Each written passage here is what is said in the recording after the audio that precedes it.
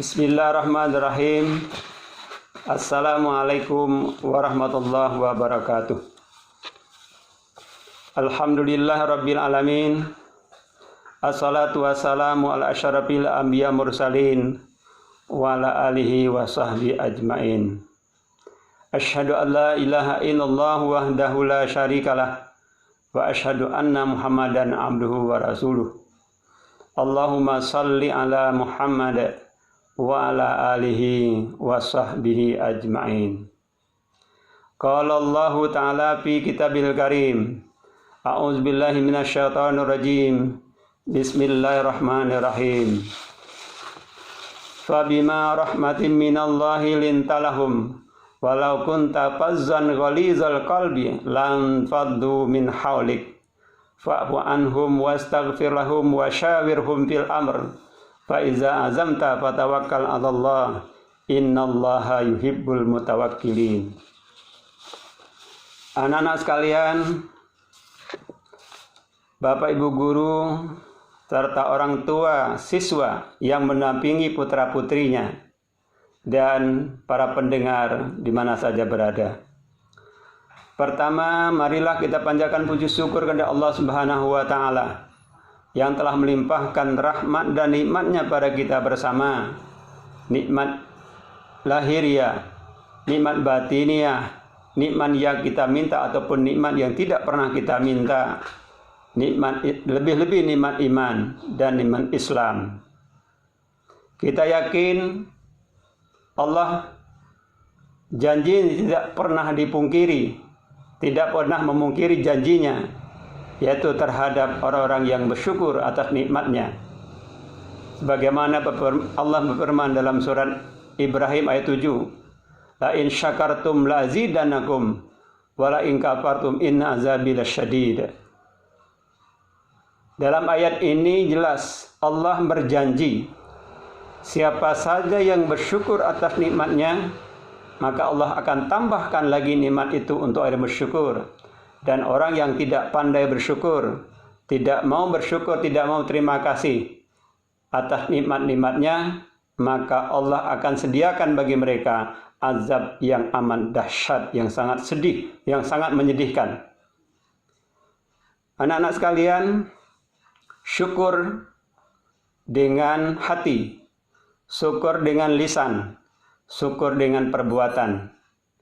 Ketiga bentuk syukur itu haruslah kita laksanakan secara bersama-sama atau beriringan. Setelah kita syukur dengan lisan, syukur dengan hati, kemudian syukur dengan perbuatan. Anak-anak sekalian, ayat yang saya bacakan tadi terdapat dalam surat Ali Imran ayat 159 yang mengandung beberapa ajaran untuk kita hayati, untuk kita laksanakan, untuk kita tiru, yakni tentang akhlak Rasulullah SAW dalam ayat ini. Akhlak Rasulullah yang wajib kita tiru dalam ayat ini adalah yang pertama, lemah lembut, berhati lemah lembut, berhati bersikap sopan santun. Nabi tidak pernah keras kepala, lagi kasar hati. Keras kepala, suka ngeyel, sekalipun salah tetap ngeyel. Kasar hati lagi berhati kasar, artinya mengarah pada kesombongan, ketekaburan, dinasihati, tidak pernah diperhatikan. Siapapun yang menasihati, tidak pernah dituruti. Di samping itu, Nabi juga punya sifat pemaaf. Nabi juga punya sifat suka memohonkan ampunan kepada Allah untuk orang-orang yang berbuat salah kepadanya. Nabi juga suka bermusyawarah kepada sahabat dan para pengikutnya menyangkut kepentingan mereka.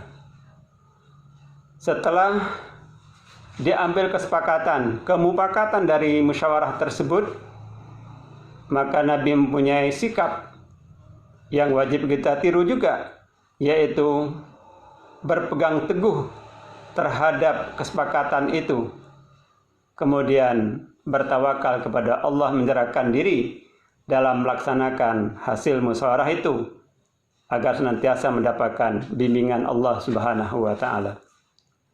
Anak-anak sekalian, dalam kesempatan ini yang perlu kita sampaikan adalah intisari dari ayat terakhir atau kalimat terakhir dari ayat ini. Innallaha yuhibbul mutawakkilin.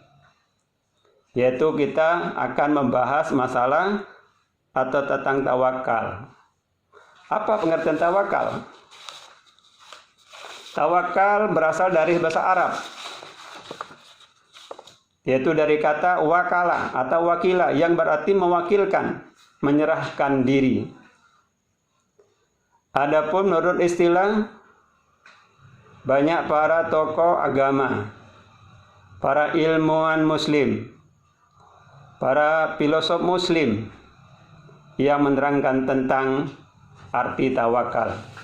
Di antaranya Al-Ghazali mengatakan tawakal adalah bersandar kepada Allah Subhanahu wa taala dalam waktu kesukaran, teguh hati tatkala ditimpa bencana, disertai jiwa yang tenang dan hati yang tentram.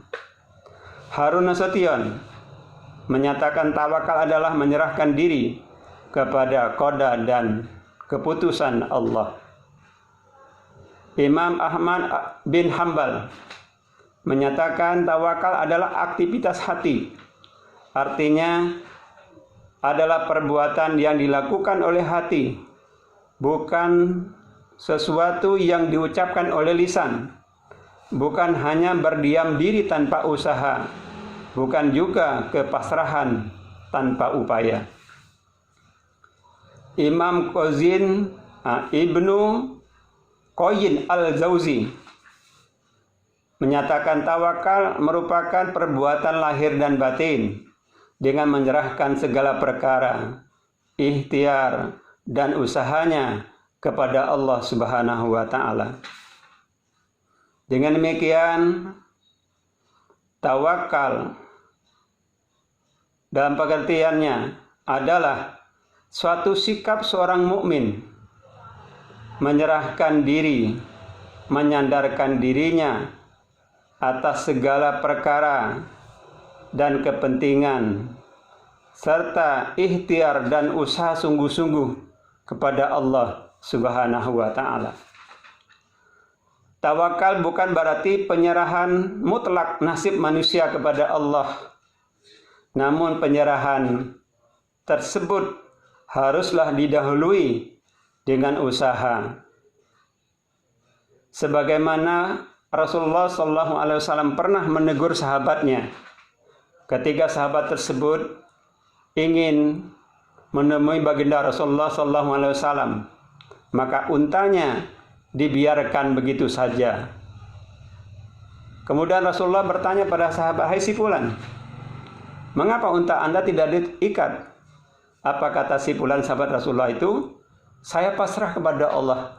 Saya menyerahkan kepada Allah terhadap unta saya ini."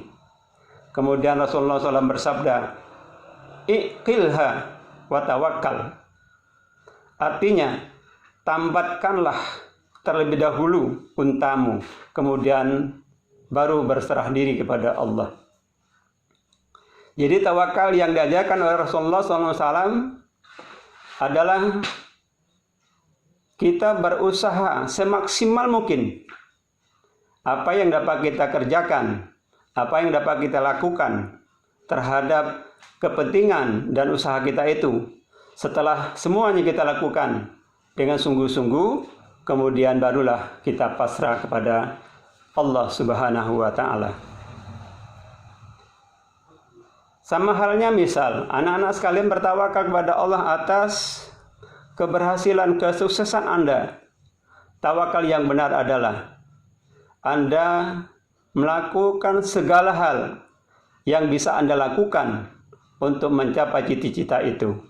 Katakanlah misalnya, Anda punya buku catatan, Anda punya buku bacaan, Anda belajar yang sungguh-sungguh, baca dengan sungguh-sungguh, memperhatikan penjelasan guru ketika guru memberikan penjelasan, kemudian bertanya kalau tidak paham, kemudian berakhir berdoa kepada Allah Subhanahu wa taala, puncaknya berpasrah diri kepada Allah Subhanahu wa taala akan keberhasilan, kesuksesan usaha kita itu. Jadi, tawakal bukan menyerahkan begitu saja tanpa usaha. Islam mengajarkan tidak demikian. Islam mengajarkan lakukan semua apa yang kita bisa lakukan. Baru kemudian berdoa dan terakhir pasrah kepada Allah Subhanahu wa taala. Anak-anak sekalian, sifat tawakal haruslah dimiliki oleh setiap orang muslim, orang mukmin. Karena orang yang punya sifat tawakal mempunyai banyak keutamaan, kemuliaan di sisi Allah dan sisi sesama manusia. Di antara kemuliaan orang bertawakal, yakni membuktikan kebenaran imannya. Allah berfirman, "Fatawakkal 'alallah innaka 'alal haqqil mubin." Oleh karena itu, berserah diri kepada Allah, sesungguhnya engkau berada di atas kebenaran yang nyata. Anak-anak sekalian, dalam situasi saat sekarang ini, kita dihantui, ada ancaman virus corona atau COVID-19. Banyak di antara sahabat kita, masyarakat kita, jamaah kita yang menyatakan, ngapain takut? Kalau kita memang sudah takdir kena, ya kena. Kalau tidak, ya tidak. Tanpa ada usaha untuk menghindari diri, agar kita terhindar dari virus corona tersebut. Ini pendapat ini atau sinyalemen seperti ini tidak sesuai dengan jiwa Islam. Tidak sesuai dengan ajaran Islam. Ajaran Islam adalah kita usaha dulu agar kita terhindar dari bencana atau dari terpaparnya COVID-19 ini. Apa yang sudah usaha kita lakukan? Bukan kita pasrah begitu saja. Mestinya yang benar adalah kita berusaha untuk terhindar dari virus corona ini. Apa saja yang bisa kita hindarkan? Perbuatan apa saja yang kita lakukan agar kita terhindar dari corona ini? Misalnya, kita selalu hidup bersih, hidup tertib, ya, budaya bersih dan tertib, atau juga mengikuti himbauan para ahlinya, yakni selalu menjaga kesehatan, selalu cuci tangan ketika sudah beraktivitas, sebelum memegangkan muka kita dan sebelum memasukkan makanan ke mulut kita, cuci tangan dulu. Atau juga menghindar dari kerumunan, pakai masker kalau kita keluar dari rumah, dan selalu menjaga ketahanan tubuh kita. Nah, kalau sudah kita laksanakan semuanya itu, kalau masih kena, itulah namanya takdir Allah. Tapi kalau tanpa ada usaha, itu bukanlah pasrah, tawakal pada Allah. Jadi kebenaran iman itu dibukti dengan tawakal. Yang kedua, keuntungan atau keutamaan orang bertawakal adalah memperoleh jaminan rezeki. Allah menjamin rezeki untuk bertawakal. Tawakal bagaimana? Tawakal orang yang sudah berusaha semaksimal mungkin semua hal yang saya lakukan untuk mencapai usahanya itu, kemudian berdoa pasrah pada Allah Subhanahu wa taala, maka Allah akan jamin rezekinya. Yang ketiga, memperoleh kecukupan dari apa yang dibutuhkan. Sebagaimana Allah berfirman, "Wa may yatawakkal 'alallah fa huwa hasbuh." Barang siapa yang bertawakal pada Allah, Allah akan mencukupi kebutuhannya. Yang ketiga, tidak dikuasai oleh setan. Allah Subhanahu wa taala berfirman, "Innahu laisa lahu sultanun 'alal ladzina amanu wa 'ala rabbihim yatawakkalun." Sesungguhnya setan itu tidak mempunyai pengaruh apapun terhadap orang-orang yang beriman, yang berserah diri kepada Tuhannya. Jadi orang yang beriman dan berserah diri pada Allah, telah dia berusaha, maka tidak akan pernah bisa dikalahkan oleh setan. Yang kelima adalah dicintai oleh Allah Subhanahu wa taala. Sebagaimana ayat yang kita bacakan di awal tadi dalam surat Ali Imran ayat 159. Fa iza azamta fatawakkal 'alallah innallaha yuhibbul mutawakkilin. Jadi Allah sangat-sangat menyintai orang-orang yang bertawakal. Tawakal bagaimana tadi? Tawakal telah berusaha semaksimal mungkin apapun yang bisa dilakukannya untuk mencapai suatu kepentingannya itu, usahanya itu, kemudian berdoa pada Allah, dan terakhir menyerahkan diri pada Allah Subhanahu wa taala akan ketercapaian cita-citanya itu. Termasuk juga anak-anak untuk mencapai cita-cita. Anda belajar dengan sungguh-sungguh, dengan benar, dengan jujur pada diri sendiri, juga dengan lingkungan. Kemudian setelah kita lakukan semuanya itu, Anda pasrahkan keberhasilan itu kepada Allah Subhanahu wa taala. Anak-anak sekalian, itulah keutamaan orang-orang yang bertawakal. Di samping itu, orang bertawakal akan memperoleh banyak hikmah. Di antaranya, senantiasa hidup disiplin. Segala hal telah terencana dengan baik. Yang kedua, mendapatkan ketenangan hati. Mempunyai sikap optimis. Menyadari kelebihan, keagungan, kemuliaan Allah Subhanahu wa taala. Dan juga mengakui keterbatasan, kekurangan pada diri kita. Sehingga dengan demikian kita butuh Allah, bukan Allah butuh kita. Anak-anak sekalian, demikian mudah-mudahan apa yang saya sampaikan ini bisa memahamkan pada kita tentang tawakal yang diajarkan Islam, yaitu kita telah berusaha, apa yang kita bisa usahakan kita lakukan semuanya untuk mencapai apa yang kita cita-citakan, dan kemudian berdoa pada Allah Subhanahu wa taala, lalu terakhir pasrah kepada Allah Subhanahu wa taala. Semoga apa yang saya sampaikan ini mendapatkan petunjuk dari Allah Subhanahu wa taala, sehingga kita senantiasa mempunyai sifat tawakal yang sangat dicintai oleh Allah Subhanahu wa taala. Billahi wa taufiq wal hidayah. Wassalamualaikum warahmatullahi wabarakatuh.